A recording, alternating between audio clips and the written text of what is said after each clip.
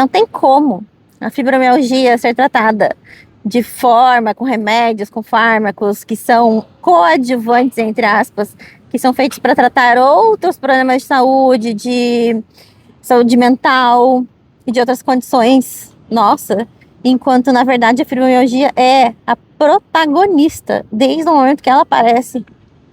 E enquanto não inventarem, a ciência não for em cima e não criar remédios que realmente curam ou que realmente tratam sem causar dezenas de efeitos colaterais, ela não é coadjuvante. Ela é uma grande peça na nossa vida e a gente vai falar sobre isso hoje porque eu tenho um relato pessoal para contar para vocês e eu acho que vai ressoar com muita gente. E ontem, vocês vão ver que eu tô andando meio instável aqui, até porque tá na areia, né? Mas ontem eu tive meu primeiro caso de ser levada às pressas, não só às pressas, né? Mas de forma desesperada, de forma totalmente desestruturada, pro UPA da cidade que eu tô vivendo.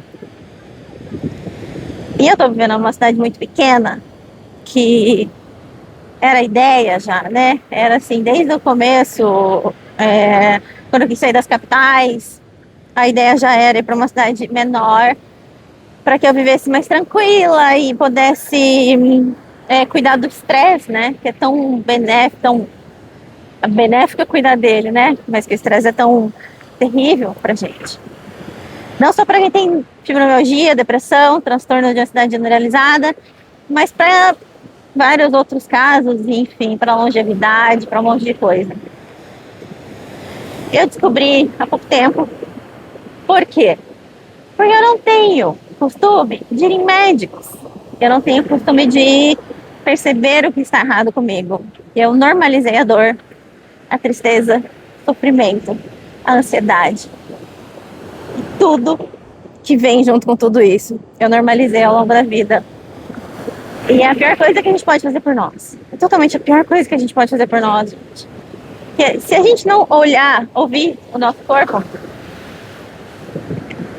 ninguém vai se entender, vamos dizer assim, que ninguém vai se entender, né?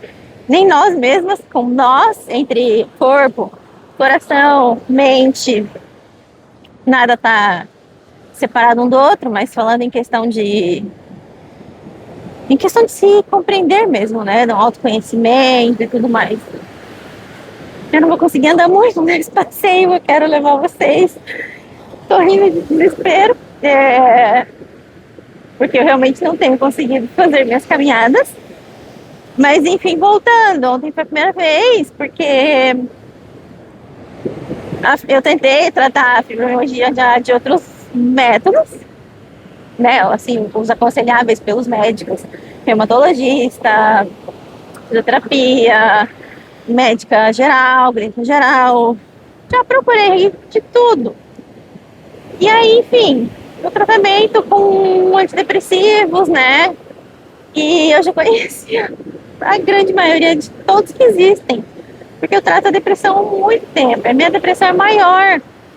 Minha depressão é severa. Então ela não tem gatilhos para vir. Eu posso estar muito bem num dia e no outro. Daquele jeito que vocês sabem, que eu acho que eu nem posso falar aqui, porque deve ter uma censura, né? Do que é falado, assim, de saúde e tudo mais. Mas é o meu relato. E aí ontem eu fui correndo pro UPA. Eu não conseguia abrir meus olhos por causa das luzes, era noite, então todas as luzes que passavam por mim eram massacrantes. Eu vivo de tampões de ouvido, vivo. E na correria, no desespero, eu esqueci de pegar. Então eu fui chorando muito, tentando tampar os ouvidos e com os olhos fechados e sem conseguir falar, porque eu não conseguia respirar. E, obviamente, chegando ao posto, ninguém sabia o que eu tinha. Ninguém sabia como tratar, como lidar. Eu falei, eu tenho fibromialgia, eu tô com uma crise, eu tô com a cervical travada, eu tô... Enfim, todos esses sintomas que eu acabei de dizer pra vocês. E aí o doutor olhou pra minha cara e falou: eu vou te dar 4 medicações aqui. Daí eu assim, quais? Aí ele falou rapidão os nomes, pra eu não entender mesmo, sabe? E eu falei, doutor, na verdade tirar um raio-x da minha cervical, né? Porque essa dor tá há muito tempo me paralisando os ombros e paralisando os meus braços, a minha cabeça. Eu sinto vertigem, eu sinto formigamento nos pés, nas mãos. E ele, assim, pra mim, muito cínico, responde assim: ah, eu te entendo, você queria um raio-x, né? Mas não tem por que eu te fazer um raio-x. Você bateu? Eu, não bati. Você caiu? Você sofreu um acidente? E eu, não, mas eu estou com essa dor há semanas. E ele falou assim, então, nem que você queira, eu não posso fazer um raio-x em você. E eu fiquei assim, cara, sem condição nenhuma de confrontar aquilo, entende? Com fragilidade ao extremo, eu odeio me sentir assim. Eu jurei que eu não ia chorar nesse vídeo, mas eu tô ainda de ontem, né, muito inchada até assim, de tanto que eu chorei, de tanta medicação que me enfiaram na veia e que não resolveu. Óbvio que não resolve, né? Ah, amenizou no dia? Não. Tive pesadelos à noite igual, tive... Foram um dia normal, quem tem filologia. E eu acho muito triste que a gente ainda viva assim, sabe? Que a gente ainda viva num tempo desse, com tanta ciência já, com tanta tecnologia, com tanta... Não é uma doença nova, tem gente que acha que é uma doença da moda agora. E, gente, não existe doença da moda, sabe? Não falam, não digam isso, não existe. E eu me cuido. Quem me conhece, quem já me segue há mais tempo, sabe que eu me cuido bastante. Eu tenho uma alimentação super equilibrada, assim, natural. Trabalho com isso há muito tempo, né? Com alimentação para pessoas que têm doenças e que têm limitações alimentares, né?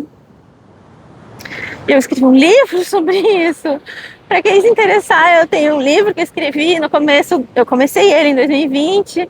Eu deixo o link aqui na descrição, que é de receitas sem glúten, ovos e leite, que é o sempre recomendado para retirada, né?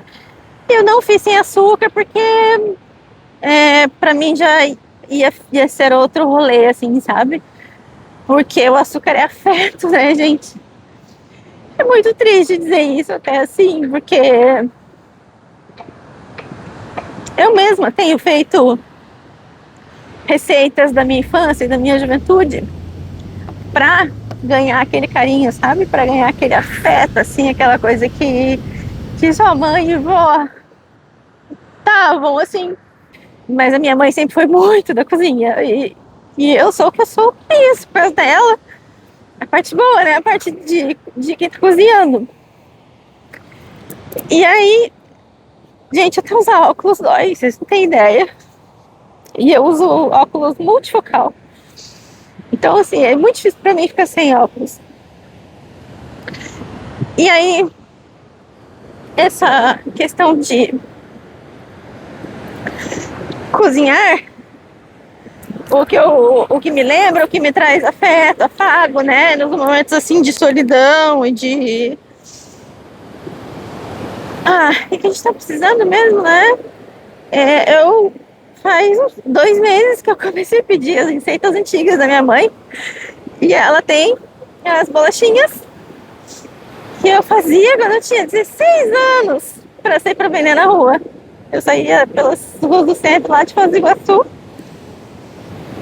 e vendia as bolachinhas que eram os pitfurs na época, né? Que faziam um sucesso assim tão grande, tão gostoso.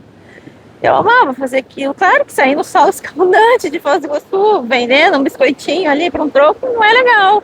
Mas era a minha situação, e foi assim que eu fui me virando ao longo da vida. E aí agora com a fibromialgia, eu olho pra mim e falo, quem é essa, cara? Pô, desculpa o palavrão, mas hoje eu tô muito indignada, porque como eu me viro hoje?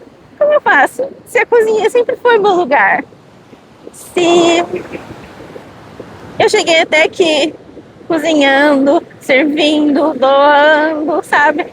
Ajudando, fazendo todas essas coisas. É muito triste. E ontem eu saí do PA muito triste, prometendo pra mim que eu jamais volto, que eu posso ter a crise que for, porque realmente lá eu não tive suporte. É muito triste isso. Como eu também não tive suporte do reumatologista que eu fui, que era indicação até. Eu tô tendo suporte num grupo do WhatsApp, pra vocês terem uma ideia. As amigas de fibromialgia do Brasil. Tô achando sensacional. E a gente tem que seguir de algum jeito, né? Coloquem aqui nos comentários o que vocês fazem sobre isso, como que vocês lidam. Porque realmente, assim, eu já tive crises muito fortes, muito severas. Mas a de ontem foi do nada, do nada. Assim como a minha depressão é sem gatilho, a minha fibromialgia é sem gatilho. Eu tava deitadinha assistindo um filme quentinha, confortável, com o meu cachorro, sabe? E aí minhas pernas começaram a latejar de um jeito. E eu já tava com a tontura. E as outras coisas porque eu tô tirando uma medicação que é um veneno master, assim, ó, pra mim. E eu já conhecia por causa da depressão, né? É o mesmo fármaco. Tem outros, claro, que eu já testei também, que me deram também muitos prejuízos cognitivos, posso até dizer assim. Esse vídeo não está sendo bem elaborado, eu sinto isso. E me desculpem, porque não tem como elaborar direito. A minha cabeça não funciona mais igual. É o fibrofog. Essa névoa mental, eu aprendi névoa mental quando eu estava estudando o climatério, né? Que é a perimenopausa. Eu tô fazendo 43 anos agora. Então, e aí agora eu estudei o fibrofog, que é da fibromialgia. E aí eu já penso, juntou tudo aqui, ó. Sei que ontem a única coisa que eu falava era: eu preciso tomar sol. Eu preciso tomar sol. Eu preciso tomar sol. Eu preciso tirar isso de mim. E eu preciso dessa energia. Tô aqui pisando na areia. Tô aqui no mar, obviamente eu não vou entrar, porque tá aí outra coisa que a fibromialgia me levou, porque eu amava entrar no mar muito. E a mídia, assim, de entrar na água gelada mesmo, no inverno mesmo, ficar horas lá dentro. E eu não consigo mais também. Então é mais uma coisa que a fibromialgia tá me levando, porque realmente não tem como. Não tem. Toda vez que eu entro, eu acho que eu vou cair e não vou sair mais de lá. E daí dá o quê? Crise de pânico. Como eu tive ontem também lá no PA.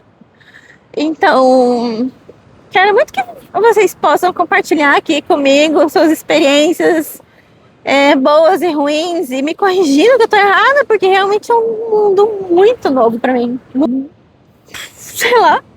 Eu não gosto de médico, eu não gosto de exame, eu não gosto de nada disso, não gosto de tomar remédio. E aí eu tô me vendo numa situação que eu absolutamente não sei o que fazer, tendo que me reinventar, tendo que me reconstruir, tendo que, enfim, pedir auxílio, ajuda para tudo que é lado, porque tá muito, muito, muito difícil. Então eu deixo aqui o meu convite para vocês conhecerem o meu livro. Seria de grande ajuda financeira até, sabe? Porque é um livro independente e a venda dele é o que eu tenho sobrevivido. Ele está distribuído em vários pontos pelo país, em diversas livrarias maravilhosas, encantadoras. Mas hoje eu quero falar para vocês sobre comprar comigo, porque logicamente o lucro fica para mim, né? E ele é um livro lindo, feito muito do coração, assim, feito muito de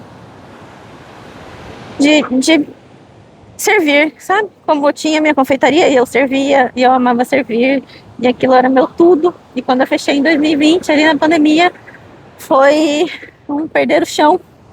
Mas eu recuperei o chão, como eu fiz nos outros momentos da vida. E agora eu preciso recuperar o chão dele, mas eu tô assim, ó, bamba. Totalmente bamba.